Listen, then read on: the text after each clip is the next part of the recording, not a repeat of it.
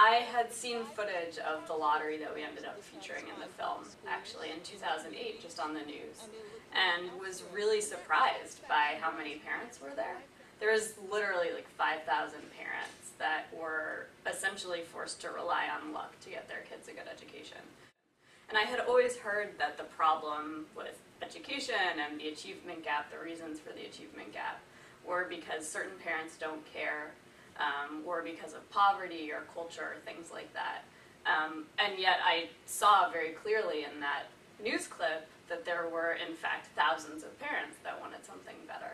And so I thought it would be interesting to tell the story of some of those families. What were some of the differences, some of the key differences that you saw between the traditional public schools in the area and the charter school that you were profiling? Well, we were really focused on the families. So in the beginning, I was interested in why so many parents wanted this particular school. So my focus wasn't so much on the school level, it was really more on the sort of family level. But I think, some of the differences are kind of explored in the film, but there are traditional public schools that are working. And many of them are doing that by adopting the practices at some of the higher performing charter schools. It's just that it's a lot harder.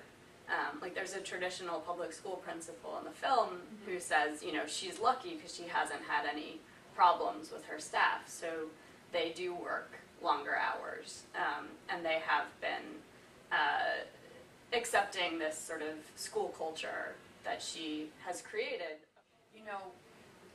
I would say that the public school system that I grew up in was probably not incredibly different from the public school system that my parents grew up in. Yeah. I mean, there were some differences, but there were a lot of consistencies, and I think that continues to be the case to this day. And so you go from urban to rural, suburban, across geographic and sort of demographic lines, and public schooling tends to be very consistent. Yeah. Do you think that might be part of the problem, that different children need to be educated in different ways, or? Yeah, it seems illogical to me, this sort of like one-size-fits-all approach to education. I mean, I understand it because it's a massive system and it's a lot easier to just implement things on a systemic level than it is to try to create sort of intricacies.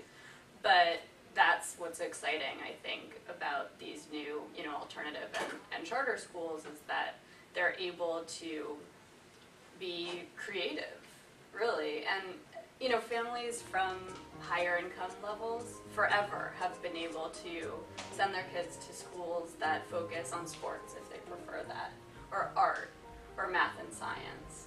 And that's been really an elitist right in this country.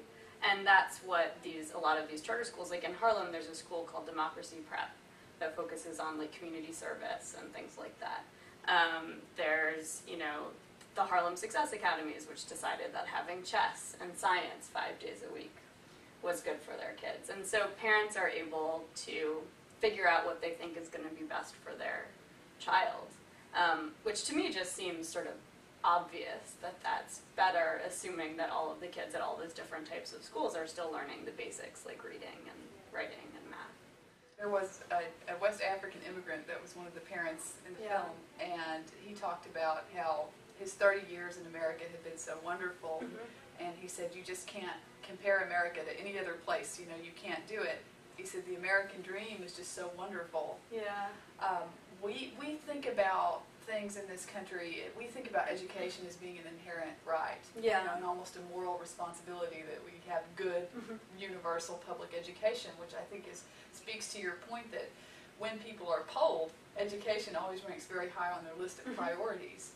But the truth of the matter is, our world is becoming more and more global, and we're competing more and more with other countries for jobs. I think I read a statistic somewhere that the United States ranked like 24 or 25 out of the top 30 industrialized nations in education, which is just incredible, and I think would be surprising to a lot of people. You feel like that sort of American dream that we have, and America being where it is in the world today, is going to continue in this global village that we live in now if we don't fix some of these problems. Well, it's interesting because what Well, I keep hearing is that in terms of opposition to charter schools is like, yeah, but public education is the foundation of our democracy, so why would you want to undermine it?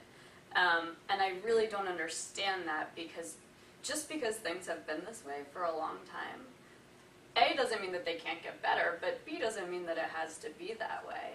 And the fact that the public education system is consistently serving up subpar opportunities, especially for kids in certain demographics, to me that's not what the democracy is about.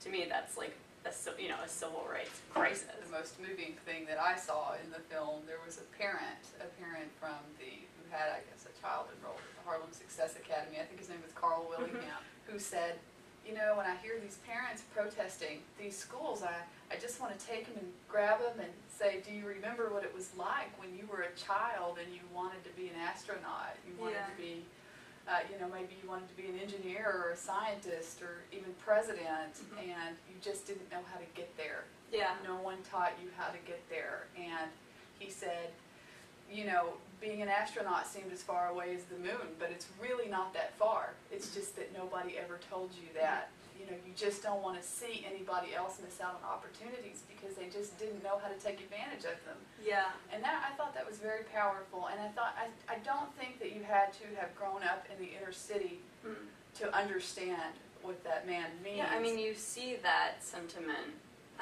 echoed, unfortunately, by another parent who is incarcerated for 25 years to life, who really, I think, is pretty extraordinary at explaining his feelings of how the system sort of failed him while still taking responsibility for his actions. And I think there really is, there are serious consequences to failing to improve public education. And it's not only about prison, which is costing us a lot of money. So if you think this isn't affecting you, it is. But also, you know, kids who drop out of high school are more likely to end up on welfare, are more likely to be homeless, are more likely to be addicted to drugs, to be incarcerated, to die young. I mean, it's a serious moral obligation.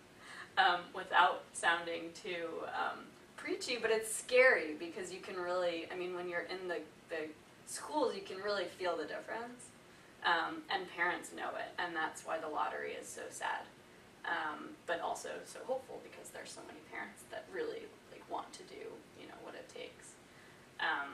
So yes, I think you can't argue that there aren't certain communities where kids are more at risk than others, and that the school is a huge factor in that.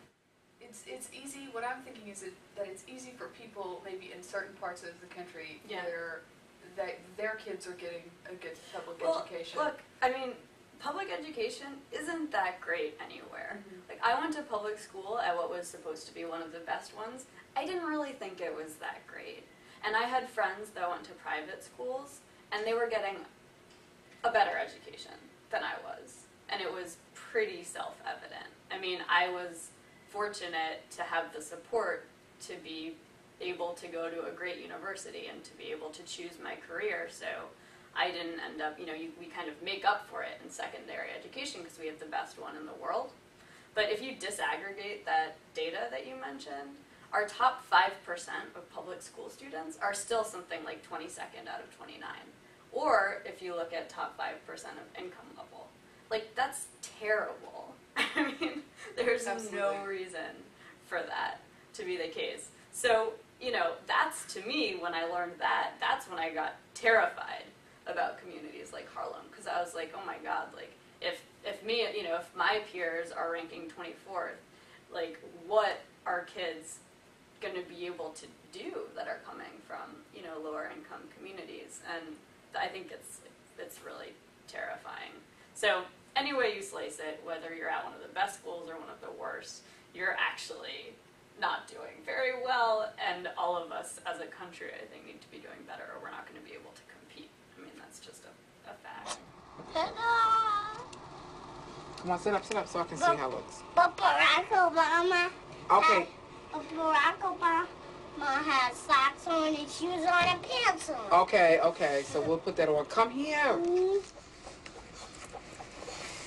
Barack Obama has those black shoes, shiny shoes.